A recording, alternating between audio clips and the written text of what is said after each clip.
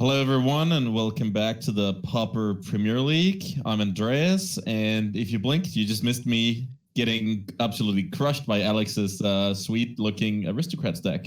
And with me, I have Mr. Brian Koval. Thanks for joining me. So, what did you make of that last match as a spectator? So, I had Alex as favored in best 2 of 3, but only slightly. But I underestimated what that deck is capable of. You were Bogle flooded. You didn't really have any auras, so your deck kind of hit its fail rate. But he just ran over you in 2 games. That was, especially game 2. Like you had a 15-15 with triple lifelink, trample, and he still just blocked it and would have killed you on the backswing. Oh yeah, it was gross. Yeah, for sure. Game 1, I didn't put up much of a fight, and I think his draw would have lost to an even medium draw from my deck. Yeah. But game 2 really showcased the power of his deck. I did some I don't want to call it cheating, but I did some playtesting the other day against a friend of mine where I played all of you guys' decks against Bogles to trying to see how they were able to beat me. And I definitely got the sense that it could do some broken things once you assemble Carrion Feeder plus the Beetle. It can just really get out of hand for sure. Yeah, in our pre-match commentary, we identified Beetle as no pun intended, the biggest thing in the matchup. Like that can outgrow a thing with a couple auras on it. Yeah. And the Bloodthrone Vampire and Nantuko Husk can also eat a giant attacker, but it doesn't stick around. So it goes back to being a 1/1 or 2/2. But Mortician Beetle just stays huge forever. Definitely. Also, on each side, I thought it would be pretty important to, you saw with the Ledgewalker, it was unblockable. That's pretty huge because, as you saw in game 2, being on the ground, no matter the stats, he can probably match it. So, right. Yeah, I really wanted, I even considered boarding out some of the 1-drops, but I figured if I drew like a Rancor and like a first strike aura, I would be in a fine shape. But it was kind of tough, actually, to figure out how to beat it. Right. Yeah. And in this matchup against Brian Demars coming up, he's got the 2 Vault Scourges that I think those are going to be his most important attacker throughout this match. Yep. Yeah. The list on the screen here.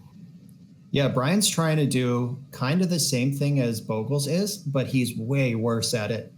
Like he just needs something with flying or something with trample to connect a few times. Yep. And that's what your deck was trying to do too, and the Bogles deck is just better at doing that. Yeah, definitely. You do get some more consistency out of a deck like this. So you talked about the Bogles fail rate that I experienced in game 1 at least. You're not getting this with a mono green aggro deck. So he has that going for him. Right. The big difference here is that Brian's plan. Like the Stompy deck can go big or go wide or do both. And that's kind of the power of the Stompy deck. Going wide is not an option against Aristocrats. Like right. Alex is going to be wider no matter what the board state looks like. Alex will have more things. So Brian has to go big or go evasive.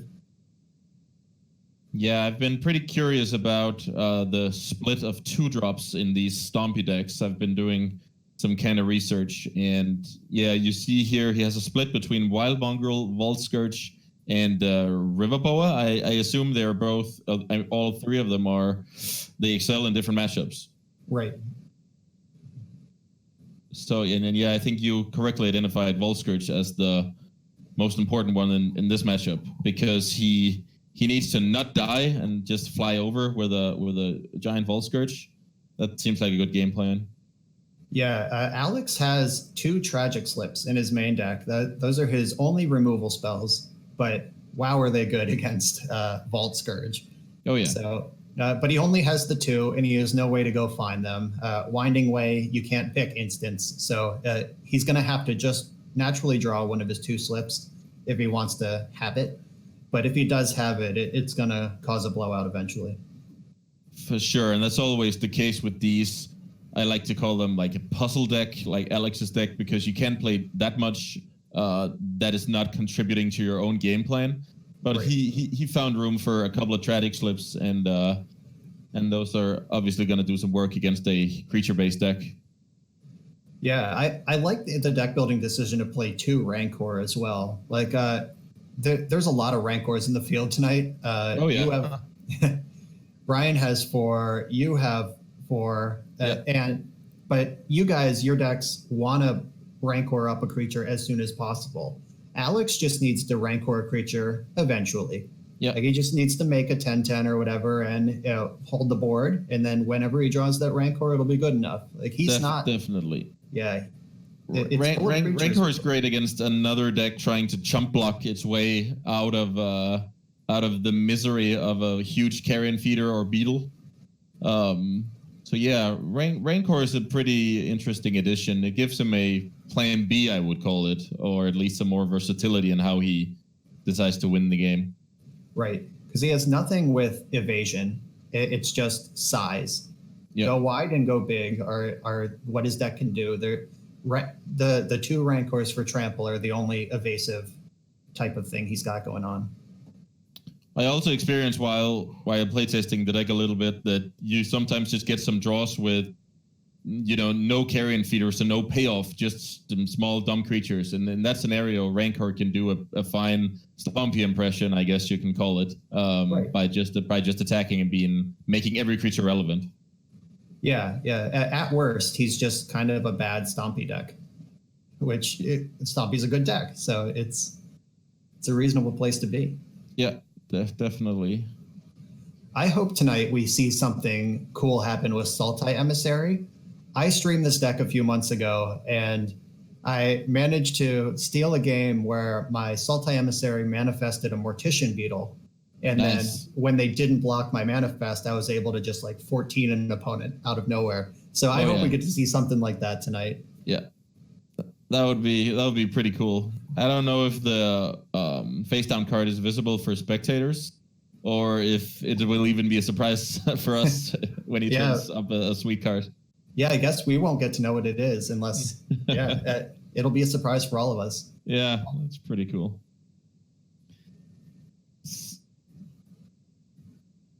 All right, sounds like our match is coming together for us. Yeah, so I'm pretty excited to see who comes out on top. And I believe Alex's record is now 3-1. Yeah, he just has to win one more match to lock the playoffs, and I think he's favored to go 3-0 tonight. I thought you were going to be the one to hold him down. I don't like my matchup against him. I had high hopes, but just as week 1, I had no idea if I was going to go 0-3 or 3-0. All these matchups seems kind of close, to be honest. Right. So yeah, let's get down to the match and see if our players are ready. Looks like it. Yeah, 4 lands is not exactly where you want to be if you're in DeMarsh's shoes. He had a similar situation against you where he managed to actually eke out a victory anyway because of he beat me on back-to-back Malta 5s. Yeah. He just made it happen. Yeah, Alex's hand is really solid. He's got the Plagued Rusalka, the one of. That card is going to wreak havoc on this Stompy deck. Yeah, especially if DeMarsh is drawing a lot of one-softness creatures. And his deck is full of them. Yeah, I like how it's constructed. The Stompy deck is constructed in a way where you don't just flat out lose to stuff like Trickery or Shrivel, but yeah, you can still exploit the one toughness creatures from time to time. Yeah. How about Savage Swipe, by the way? That card has been really good for the Stompy deck. The Modern Horizons common. Oh yeah. I imagine you wouldn't see that deck today if it wasn't for that card. Yeah, it's been doing well in the challenges and the leagues lately, and I played a local Pauper event this Tuesday, and one of my friends was playing Stompy, and he killed an Ullman Crusher with Savage Swipe and Wild Mongrel. Just punched it for 9, and welcome to the new world. Yeah, that's pretty cool. So with Alex playing out the Carrion Feeder early, I assume that's the right play, but that will still leave him kind of vulnerable to having it savage swiped before it can grow out of range.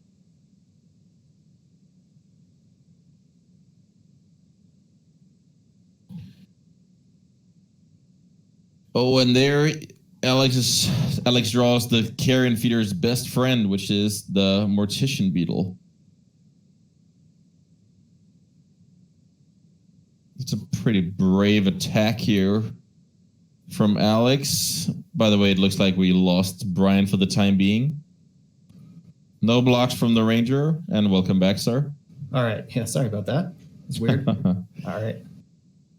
So while you were gone, Alex made a pretty gutsy attack of attacking with the Carrion Feeder into the Carrion Ranger on turn 2 without blinking. And now he just gets rid of it. So he... Yeah, I mean, I don't like that play a ton. So he's trying to get Demars, I guess. Yeah, Stompy doesn't play a whole lot of lands, and Brian was on the mulligan. So sure, Alex just attacked with Stone Rain, basically.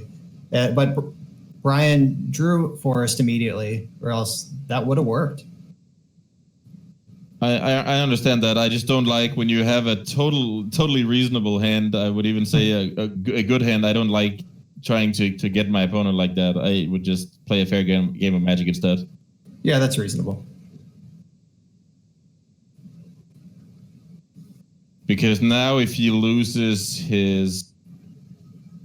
Yeah, now he's just super vulnerable to stuff like Savage Swipe. Yeah, he's about to lose his Rusalka for sure. Or his Beetle, I guess. Yeah. They're both pretty juicy. Yeah. And Brian gets to take his pick here. And then crunch for 6.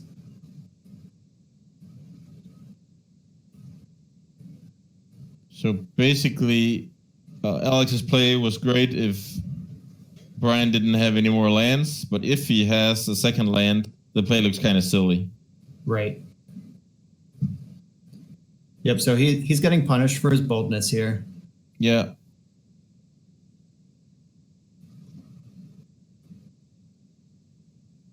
He decides to kill off the Beetle. We have perfect information, so we know that Alex isn't holding any more sacrifice outlets. Well, he has the Rusalka in play, so I know, but I was talking about if Brian wanted to strip him of his sacrifice outlets, and I was just mentioning that we know that he doesn't have any more sacrifice outlets in hand. So, but Brian can't have that luxury. Right. I guess with the double vines in hand, and an X2 creature, I think he thinks he can just beat this Rusalka fair and square. Yeah, I think that's very reasonable. Yeah, so Alex could double block Nest Invader if it attacks here and get the trade. I don't think that's the line you want to take, but it's there. Yeah. Especially given the fact that Demars is offering that trade with full information, you would think that it's not beneficial for you to block. Mm-hmm.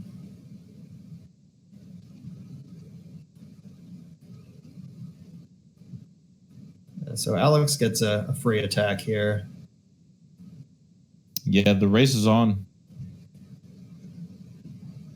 And he can cast both of the creatures from his hand, but it means he can't Rusalka this turn. But I think it's worth it to get your board presence up. Yeah, I could see that. It's either that or just making sure that all of your bodies at least gets off a Rusalka activation. So I'm not sure you want to throw away body to do that, but time is becoming an issue. I mean, so maybe the tempo play is the right way to go. He decides for the conservative route. Yeah, that's reasonable. And Husk can get big enough to just tag it with Nest Invader. It can just eat the Scion and the Invader. Yep. Though Vines of Vastwood is the best card Brian can have in this spot. I guess the Howl of the Hunger Pack and Vines are his two best cards. Yeah, so let's see. He can get the Nest Invader up to an 8/6. So Alex would need to eat 2 creatures to trade off with the Nest Invader. Yeah. And I imagine Brian would be okay with that exchange. Yeah, that's a 2 for 3. So he's a little ahead on cards there. Yeah, and it clears the Husk. I guess Husk could just eat everything if Alex thinks that's important. But that brings me back to my point about Alex's deck being like a puzzle deck where you need numerous pieces to function. So you don't want to mulligan with that deck. You really want to get card advantage against that deck and force it to do some multi-blocking, stuff like that. Right. Yeah, this is how Brian beats this deck. He has Savage Swipe for removal, but his removal is just attacking. Yep. So no block. Alex agrees with us that he couldn't afford throwing all those creatures onto the bus. Yeah, next turn he can have Emissary up, which is 2 more creatures to sacrifice, maybe more if he manifests something cool. If he like flips he's got Brindle Shoat now too. Yeah. Yeah, he can sacrifice so many creatures this turn. Yeah. This is where the deck shines, when you put a board presence like this that is just so unfavorable to attack into. Oh, he's getting in there with the Husk. Wow. Let's see, that can become 2, 4, 6, 8, 10. He can attack for 12 if no blocks. Yeah.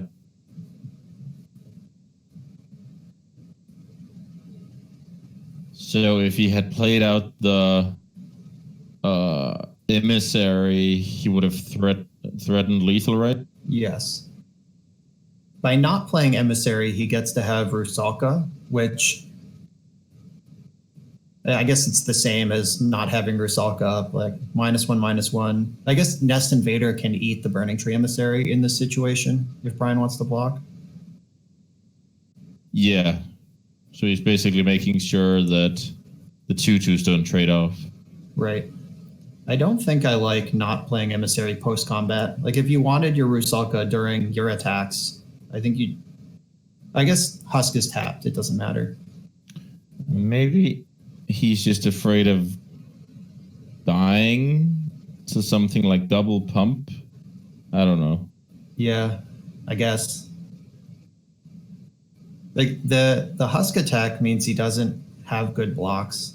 Yeah. I guess he could block Burning Tree Emissary with the Brindle Shoat and then -1 the Nest Invader to save 3 damage. But I don't know. Let's see here. It's definitely. I mean, I'm not an expert on either of those decks, and we have perfect information, but this game is still a mystery. So it's just some interesting stuff going on. So he wants a 3/3.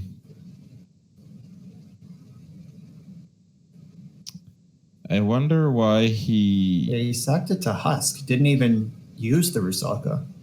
So I guess he just really don't want to get cheesed by multiple pump spells, so he really wants double activation for the Rusalka in the bank.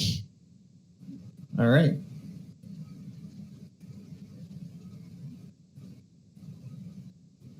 So this way, if Brian tries to kill off is it a beast? Is it a beast? A 3/3 beast token? It's a pig, a boar. Right. I think it's a pig. It's a boar. That's what that card is. Sure. So now he can. Yeah, I just don't think double Rusalking here is worth it. And we even know he would get blown out by vines if he went for that line, but the line Alex took still dies to hunger plus vines. Like if he's worried about double pump spell. Yeah. So he might have outsmarted himself a little there. He's going to force the vines for no pump here, though, because the Rusalka is going to throw the spawn at the Nest Invader, and Brian's going to have to just take his Hexproof. And he won't get to cast the Pit Skulk. So maybe this is working out somehow. It's definitely an acceptable exchange for Alex. It has some upside here. Right. And because of the Emissary in hand, he knows he has some some more gas in the tank. Yeah, Alex was definitely lucky that was double Vines and not Vines Howl. Yeah. Yeah, that would have looked kind of silly on his part. And it might be a case of I can't beat it, so don't play around it. Yeah. So Husk keeps getting in there. So Husk is threatening 10 damage by it. No, yeah, it's threatening 10 damage by itself, right? Yep. So Brian doesn't have to block. Yeah, the only confounding factor is if Emissary flips a Blisterpod or Shoat or something that is 2 creatures. You're right. It can actually represent 2 creatures and therefore an additional Husk activation. Or 2.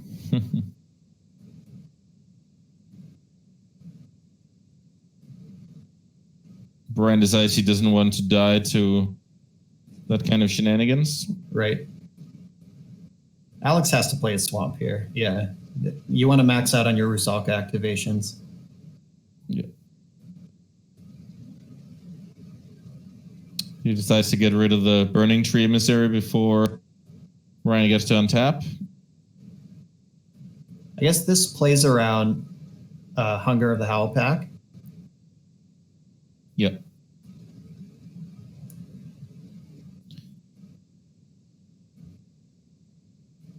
Well, looking smart again. Alex is good at Pauper, folks. Oh, yeah. Super nice play. And the tables kind of turned in the way that Brian's game plan early on was to force Alex into some bad multi-blocking and getting some card advantage that way. But that's actually Alex's strategy right now, just making sure that Brian is on such low resources or as low resources as possible. Yeah. And Alex, next turn, is going to have to go on blocking duty, though. And he's going to 3 here, and his opponent has he's going to 4 here. Yeah. He's trembling over for 3 damage, and then he plays down a 2/2. Yeah, and his opponent is left with a 5-power trample creature and a 2/2 with pseudo evasion. Yeah. That was a great draw. Yeah, that was a great draw. That Hunger even swung back the advantage bar to Brian for a brief moment of time. Yeah, this match has been awesome. I was talking to Brian when I was in the booth with him, and we were really excited about how this was going to go either way, because it's like 2 really great draft decks crashing into each other. Definitely. I think this game would have looked a lot differently if Alex didn't get frisky on turn 2 with the Carrion Feeder, getting sacked to try and get lucky on the Ranger. If he didn't do that, I think he would have just won this game handily. Yeah, if he just had like a 6/6 in play right now, that was crunching down every turn.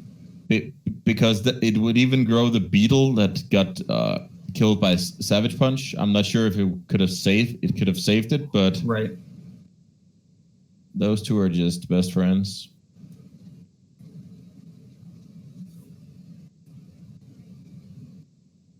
Attacking with both here. That's pretty cool. Yeah, he's just trying to get a little damage over the finish line because he has his flying creature in hand, and Rancor is going to return.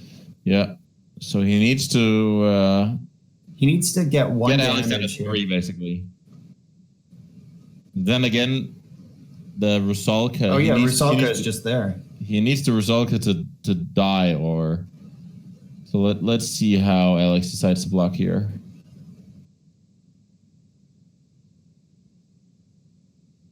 Yeah, I think Alex just has to let damage resolve here. Trade off with the 2 creatures. Oh no. Yeah, I think this is the right play though, from Alex's point of view. I guess, yeah. He's gonna have to answer Vault Scourge. Yeah. And he's gonna have 2 turns to do it. So once again, the tables have turned in the sense that Brian forced Alex's board to shrink to a size where his remaining card is just not very threatening. Yeah, he needs Tragic Slip off the top or a Winding Way into a bunch of gas. That is a great start. All right, so he attacks Brian to 7, and Brian goes back to 10. And Alex is going to have to present 10 damage next turn and hope that Brian draws nothing.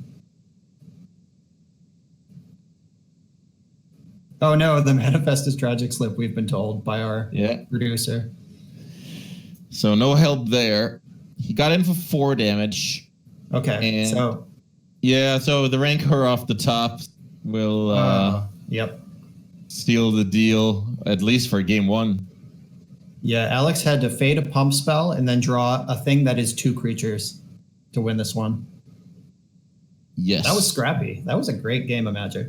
Really, really awesome how the pendulum kind of swung multiple times, where both players tried to use like the same strategy to minimize their opponent's board. It was just awesome stuff.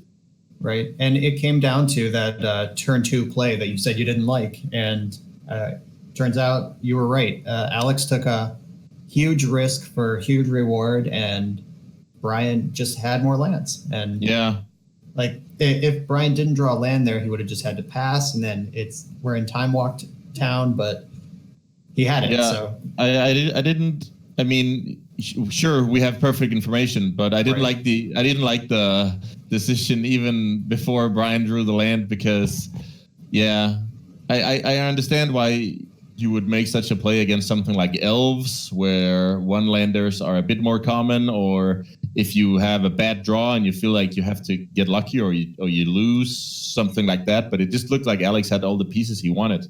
Right. So I think he was too respectful of his opponent in that instance. Yeah.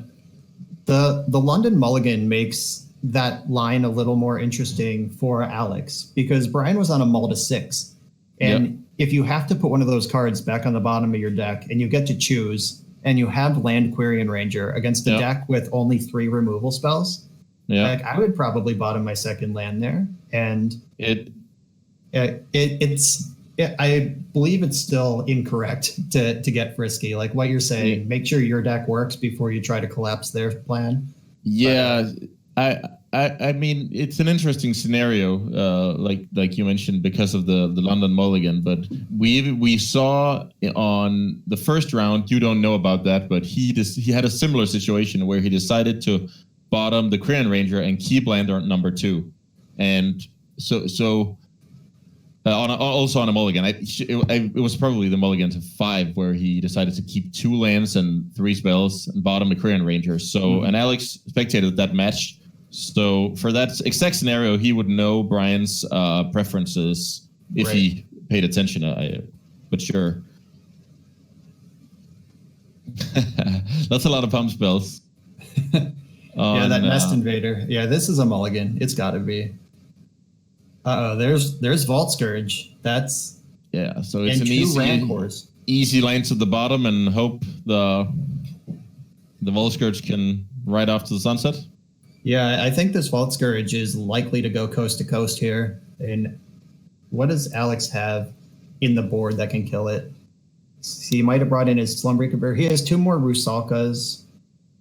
And I also believe he brought in an additional copy of Tragic Slip, didn't he? I was busy talking about his turn 2 play. Didn't actually look at what he brought in, but he has Festercreep, another Slip, the Slum Reaper. So he's got more answers now. Yeah. But this is Brian's best possible start. Definitely. All he needs to do is find a Vines before Alex finds a way to deal with the Rancor and Vault Scourge. Right. Alex in a super awkward position here. I was about to say, that's where we see the awkwardness of the mana and Pauper in general.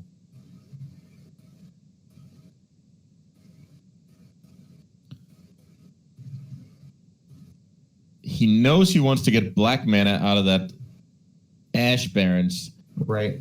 Well, I'm not even sure that's. What about cycling for another forest and then just lean on your freshly drawn? Yes, he realized too late what was going on. I would have cycled for forest and played the Loam Dryad. Yeah. But he tried to save it, then realized it was wrong. But he did do something that is embarrassing, but still the right play. Like after you punt, a lot of people try to protect the information that they punted by just making a second wrong play. Yep. Alex at least was able to rebound by realizing he needed his land drop there. Yeah, it could have been relevant if he drew another land this turn. Right. And he still gets to Brindle Shoat and Carrion Feeder this turn.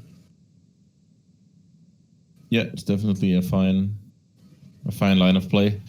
But yeah, it's. I believe he drew the Dryad for the turn, right? Last turn? Yeah, he drew Loam Dryad per turn. So he was kind of locked in the mindset of this Ash Barrens needs to be a black source. Then he draws the fresh card and fails to adapt to the new information. I also do this from time to time, so I definitely know about the problem. Because I want to think ahead, what's my play going to be? What's the function of my different cards? And then I draw a card that actually changes some of those dynamics, but I fail to refresh my mind, I guess you can call it. Right, that tunnel vision. I'm also guilty. I think all Magic players are. One of my famous things that I do on my stream is I make one play and then immediately describe the correct play, which was not the one I made. Like seconds later, I just say the thing that would have been correct. So now Savage Punch, no, not Savage Punch, what's it called? Savage Swipe. Yeah, Savage Swipe. Really, really great play here of identifying Alex's lack of black sources. Right, Brian smelled the weakness there. So I assume double Rancor will be tagged on to the flyer? Yeah. Or do you want one on the... No, you don't... And the River Boa has regenerate, but if you Rancor it up this turn, you can Alex only play gets to one. Eat it and you lose an attack. Yeah, the life swing should be sweet in a spot like this. Worst thing that can happen is the Vault Scourge dies and you get those Rancors back. Yeah, I think you just load up the Vault Scourge here and attack. Yeah. And Brian only has 4 removal spells in his deck, so it was really fortunate for him to have the one for Loam Dryad there. Oh, yeah. Definitely a timely removal spell. Now the thing is, Alex needs to... Well, he's not going to race the 5/1 lifelinker, so he needs to find black mana and an answer. Yeah, he's in the horrible spot that all Magic players know, where I need to draw both lands and spells. Yeah.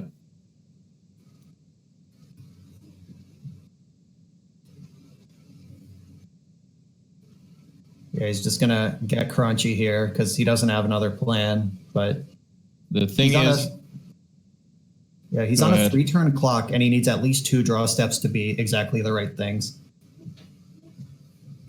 Yeah, and no blocks from Brian, which is clever because next turn his Riverboa can just play defense against the Vampire. Right.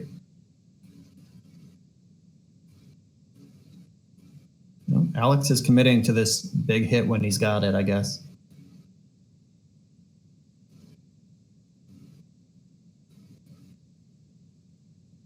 So that does 1 extra damage. Yeah, I was about to say he lost a single point of attacking damage for 2 damage. Yeah, Alex does not have any green disenchant effects, no naturalizes. He was targeting enchantments and this artifact. There's no single draw that can save him here. Yeah, the Vault Scourge is a beating like you identified before the match. And here, I want to go back to the Ash Barrens play because I think we correctly identified why he made that misplay in the first place, because he drew the Dryad. But then playing out the Ash Barrens, that's beneficial for him if he has another land on top. If he doesn't have another land on top, it's better to have it in his hand so he can still play it as a colorless land on the following turn. But it could also turn into a black mana if he wants to. Right. So I'm not too sure about your point about instead of making two bad plays, he then made the correct one. I'm not sold on that. All right. Yeah, with the benefit of perfect hindsight, he certainly wishes he had a swamp in play, even if it cost him a land drop for a turn. I don't remember his hand at that point, whether it was super important for him to actually develop a land that turn or not. Or if he could actually live with slow rolling the Ash Barrens and then playing it next turn if he needed it. I'm not too sure about that.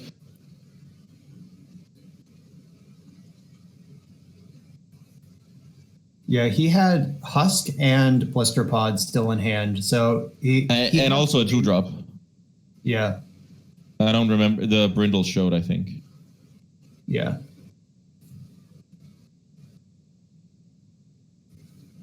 Yeah, so Alex cannot win this game now. Brian has him on a 1-turn clock, and he needs 2 draw steps. Yeah. Yeah. Super interesting interactions and decisions on both sides of the table in this match.